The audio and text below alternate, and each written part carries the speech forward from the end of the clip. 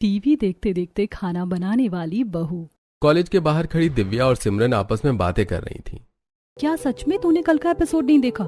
यार तू इतना अच्छा एपिसोड कैसे मिस कर सकती है? मुझे और भी बहुत काम रहता है, क्या करूं, छूट जाता है। तेरा कुछ नहीं हो सकता, मैं तो एक भी एपिसोड नहीं छोड़ती और जिस टाइम आता है उसी टाइम देखती हूँ, क्योंकि मुझे रिपीट टेलीकास्ट भी नहीं पसंद। अच्छा बाय, चल मैं चलती हूँ।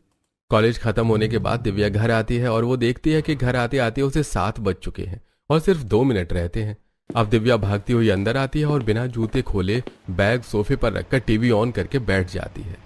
थैंक गॉड, मेरे सामने मेरा फेवरेट सीरियल शुरू हो रहा है, बहू का सिंदूर। बस तू सारा दिन टीवी देखना, शादी की उम्र हो गई, तेरे पिताजी तेरे लिए लड़का देख रहे हैं और तू खाना बनाना सीखने के बदले 7 बजते ही टीवी खोलकर बैठ जाती है। माँ पापा रिश्ता देख रहे हैं, हुआ नहीं है, अब डिस्टर्ब मत करो। आपको पता है ना, मुझे टीवी और सीरियल देखने से कोई नहीं रोक सकता। और रही खाना बनाने की बात, जब मेरा रिश्ता लग जाएगा तो दिन में खाना बनाना सीख जाऊंगी, पर रात को तो मैं अपना फेवरेट सीरियल ही देखूंगी। आशा दिव्या को सुनाते हुए रसोई में जाती है और खुद ही खाना बनाने लगती है। इसी तरह कुछ दिन बीत जाते हैं और एक दिन जब सब सुबह का नाश्ता कर रहे थे तब सुरेश लड़के का फोटो दिखाता है।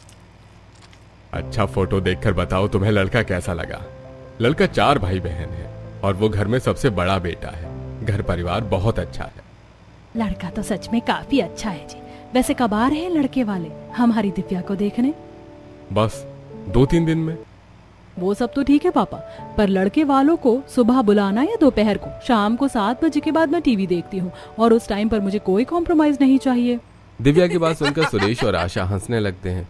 इसी तरह कुछ दिन बीतते हैं और अमर अपने परिवार के साथ दिव्या को देखने उसके घर आता है और सब कुछ सही रहता तो इस तरह दिव्या और अमर का रिश्ता लग जाता है। समय गुजरता है और शादी के दिन नजदीक आने लगते हैं, जिसके चलते शादी की शॉपिंग भी जोरों शोरों से चल रही थी। अरे जल्दी पसंद कर, तेरी ही शादी होनी है, कौन सी चूड़ी लेनी है? माँ हम चूड़ी और मेकअप की शॉपिंग कल आकर करेंगे, 7 बजने वाले हैं, मेरे सीरियल का टाइम हो रहा है। भैया रहने दो, हम कल आकर लेंगे। पता नहीं इस लड़की का क्या होगा ससुराल में।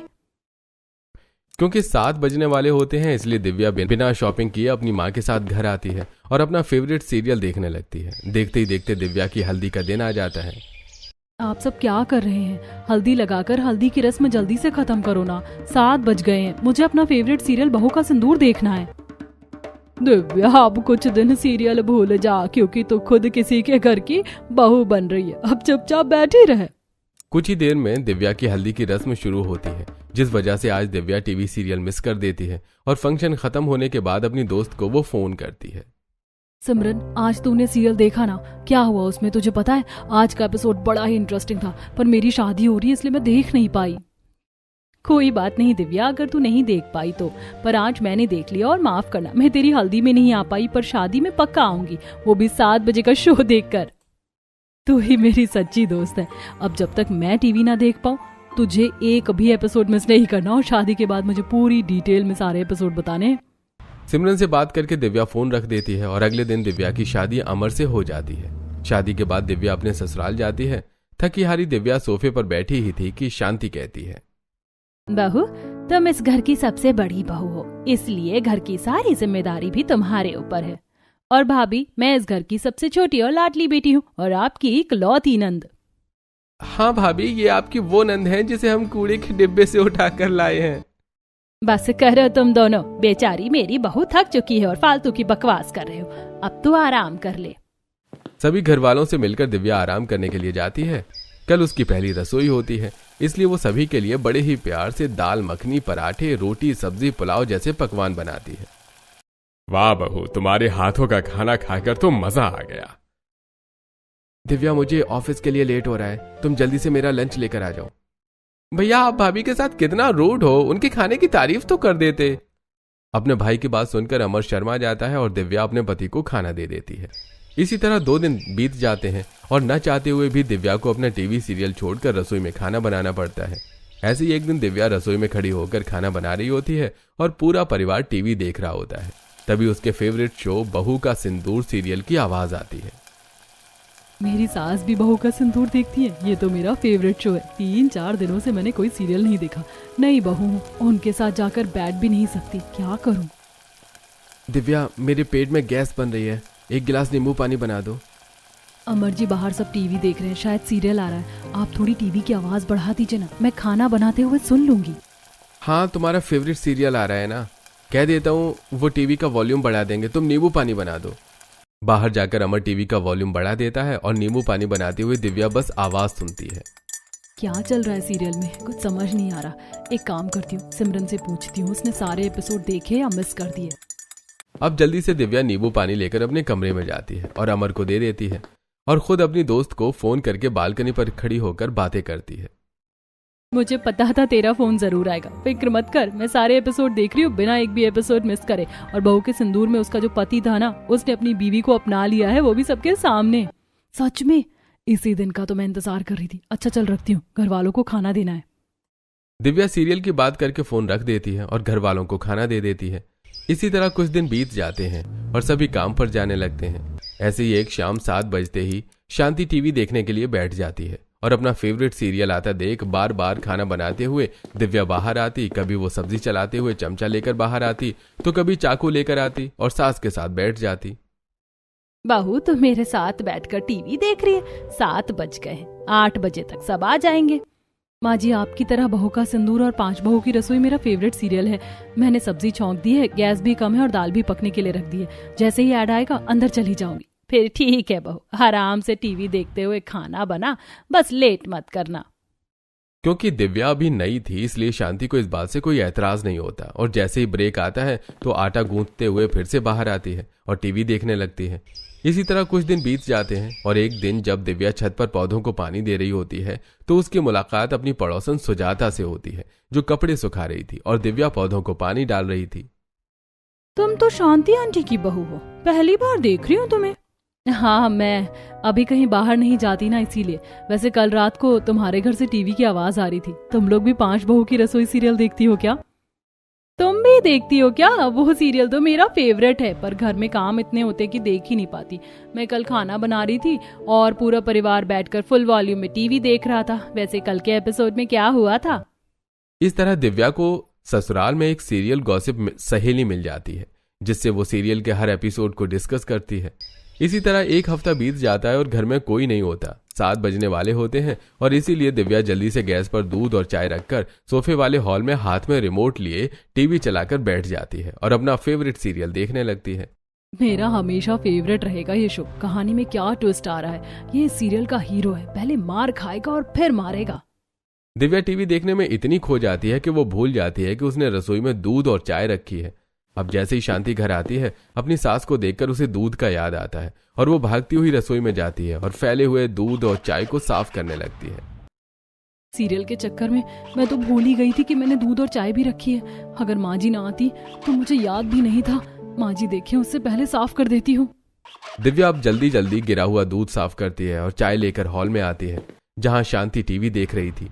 अपनी सास को टीवी देखता देख वो सब्जी लेकर बाहर ही बैठ जाती है और टीवी देखते हुए आराम से सब्जी काटती है। बहू टीवी देखते हुए अगर इतनी धीरे धीरे सब्जी काटेगी तो घर वालों को खाना कब देगी?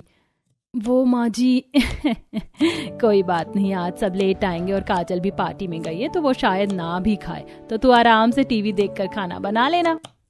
अब आराम से दिव्या अपने सास के साथ टीवी देखती है और टीवी देखने के बाद रसोई में जाकर खाना बनाती है। समय गुजरता है और दिव्या अपने असली रूप में आने लगती है। ऐसे ही एक शाम शांति और दिव्या बाजार जाते हैं। भैया मैं कब से खड़ी हूँ, पहले मेरे 3 किलो आलू कर दो।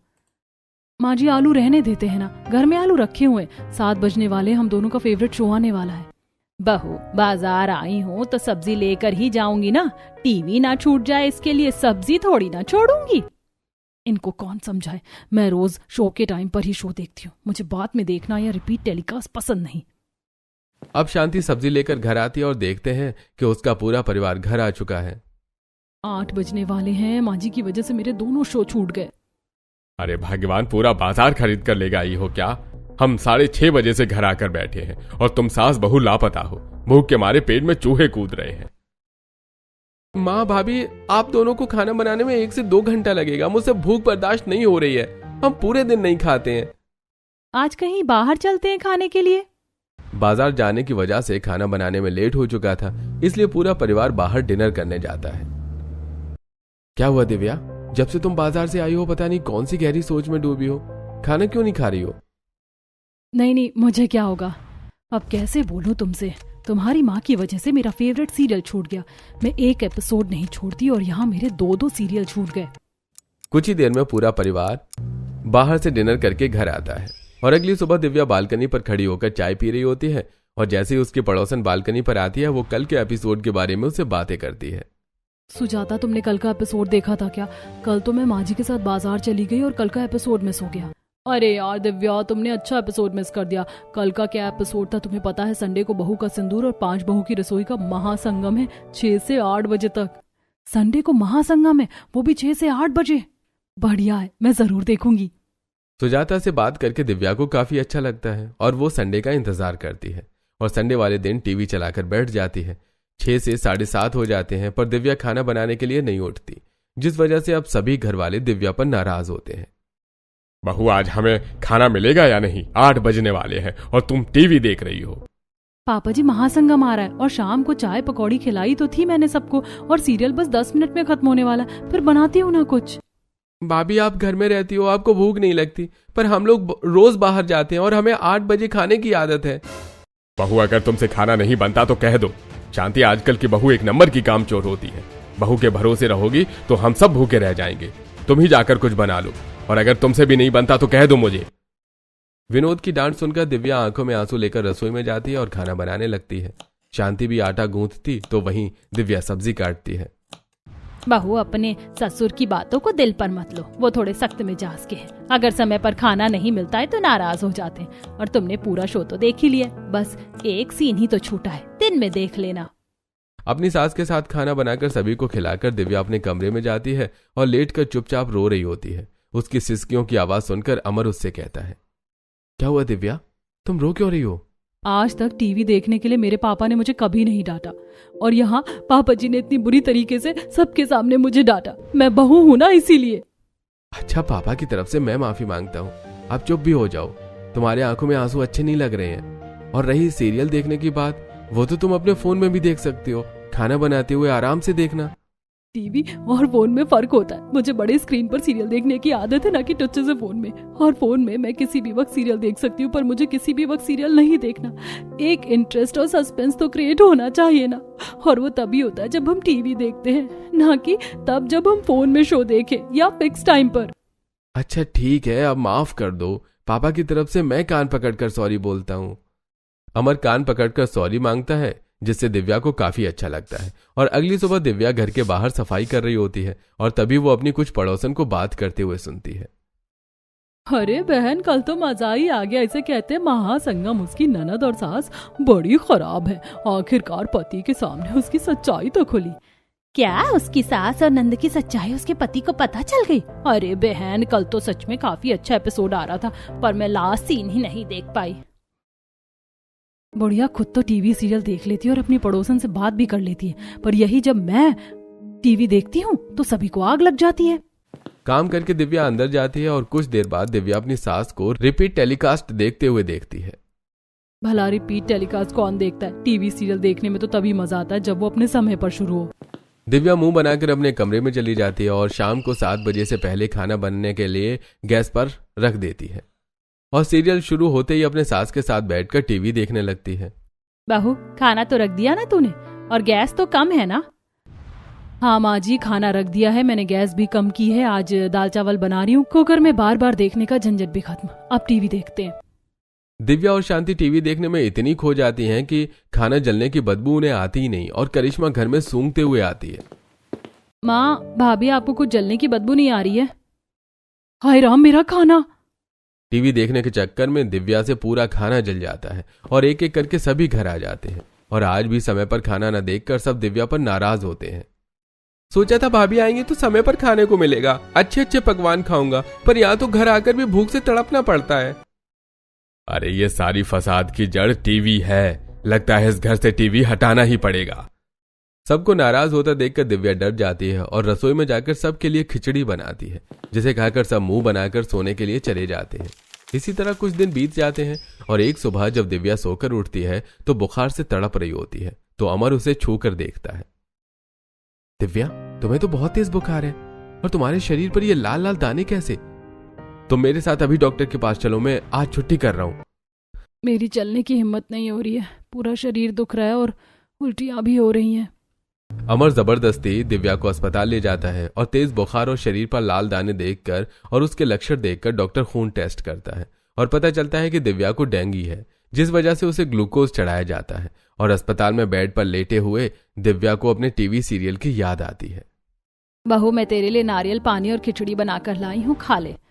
माँ जी 7-10 हो गए, सीरियल शुरू हो गया होगा। हॉस्पिटल में तो एक टीवी भी नहीं है, 2 दिनों से अस्पताल में पड़ी हूँ, टीवी भी नहीं देखा। भाभी आपका कुछ नहीं हो सकता, हॉस्पिटल में बीमार पड़ी हो फिर भी आपको टीवी की पड़ी है। दिव्या की बातों से पूरा परिवार परेशान हो जाता है। देखते ही देखते 1 हफ्ता बीत जाता है। दिव्या की हालत में सुधार होता है और वो घर आती है। और जब सुजाता को यह पता चलता है तो वो दिव्या से मिलने आती है और उसकी कमरे में आकर बैठती है। मैंने सुना है तुम्हें डेंगू हो गया था और खून की प्लेटलेट बहुत ज्यादा गिर गई थी, अब तो ठीक हो ना तुम? हाँ, अब तो पहले से ठीक हूँ। 1-2 दिन से कमजोरी हो रही है, पर मैंने किसी को बताया नहीं और अचानक से बीमार पड़ गई। वैसे मैंने 1 हफ्ते से टीवी नहीं देखा। तुमने सारे एपिसोड तो देखे ना? दिव्या, तुम तो जानती हो 6 दिन में से मैं सिर्फ 2 ही दिन टीवी देख पाती हूँ, बाकी खबर तो मुझे तुमसे मिलती है। अच्छा तुम आराम करो, मैं चलती हूँ। सुजाता के जाने के बाद दिव्या का दिल नहीं लगता और उसे सिमरन की याद आती है। सिमरन मेरी दोस्त, कैसी है तू? मैं बहुत बीमार हूँ, कल ही अस्पताल से घर आई हूँ, बिस्तर से उठ भी नहीं पा रही, इतनी कमजोरी हो रही है। पिछले 1 हफ्ते से मैंने टीवी नहीं देखा। तूने मेरा फेवरेट शो तो देखा ना? अरे यार, तू तो जानती है ना, टीवी सीरियल से ज्यादा इम्पोर्टेंट मेरा काम होता है। वो तो तेरे कहने पर तेरी शादी पर मैंने एक भी एपिसोड मिस नहीं करे। अगर मुझे पता होता कि तू बीमार है तो मैं तेरे लिए टीवी सीरियल जरूर देखती। तूने भी मेरा फेवरेट शो नहीं देखा, अब मैं 1 हफ्ते का शो किससे पूछूं? तो इतनी दुखी क्यों हो रही है? फोन में भी तो तू सीरियल देख सकती है। माना कि छोटे और बड़े स्क्रीन में फर्क होता है, पर अगर तुझे टीवी देखने में दिक्कत है तो फोन में सीरियल देख लेना। तुझे तो अपना सीरियल ही देखना है।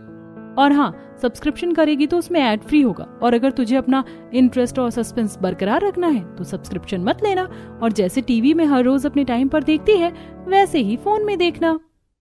वैसे मुझे फोन में सीरियल देखना बिल्कुल पसंद नहीं, पर यह आइडिया बुरा नहीं, क्योंकि मेरे ससुराल वालों को मेरे टीवी देखने से बड़ी दिक्कत है। बस एक बार मैं ठीक हो जाऊं तब देखना तू कैसे रसोई में खाना बनाते हुए मैं अपना सीरियल देखूंगी।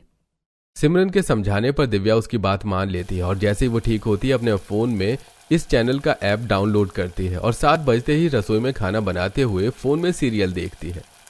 वैसे फोन में भी सीरियल देखने में मजा तो आ रहा है। अब घर वालों को भी मुझसे दिक्कत नहीं होगी और मैं अपना सीरियल भी देख लूंगी। क्या बात है माँ, 7 बज गए, तुम भाभी का फेवरेट सीरियल टीवी में देख रही हो और भाभी खाना छोड़कर बाहर नहीं आई। लगता है बीमार होने के बाद भाभी सुधर गई है। सही कहा करिश्मा तूने, मैं तो भगवान को मिठाई चढ़ाऊंगा, हमारी बहू सुधरी तो सही। अब दिव्या समय पर फोन में अपना सीरियल देखती है और रसोई में आराम से खाना भी बनाती है। इसी तरह कुछ दिन बीत जाते हैं और एक दिन घर वालों को घर में देख दिव्या जल्दी खाना बना लेती है और 7 बजे फोन में सीरियल देखते हुए सभी के लिए खाना लगाने लगती है। दिव्या, आज तुमने खाना जल्दी बना लिया और 7 बजे खाना भी लगा रही हो। दिव्या के हाथ में फोन था, वो फोन में देख रही थी और दूसरे हाथ से खाना परोसती है। आप सब घर में है ना, और जिस दिन सब घर में होते हैं सबको जल्दी खाना होता है। वो सब तो ठीक है भाभी, पर आप फोन में क्या देख रही हो? आपने रोटी पर ही सब्जी डाल दी। सॉरी देवर जी, 7 बज गए हैं, मैं फोन में अपना सीरियल देख रही हूँ। आप सब आराम से खाना खाओ। कुत्ते की पूंछ कभी सीधी नहीं हो सकती। हमें लगा हमारी बहू सुधर गई, पर हमारी बहू तो टीवी से निकलकर फोन में घुस गई। अब देखो बहू कौन सी नई गलती करती है। शांति की बात सुनकर सब हंसने लगते हैं और एक साथ खाना खाते हैं।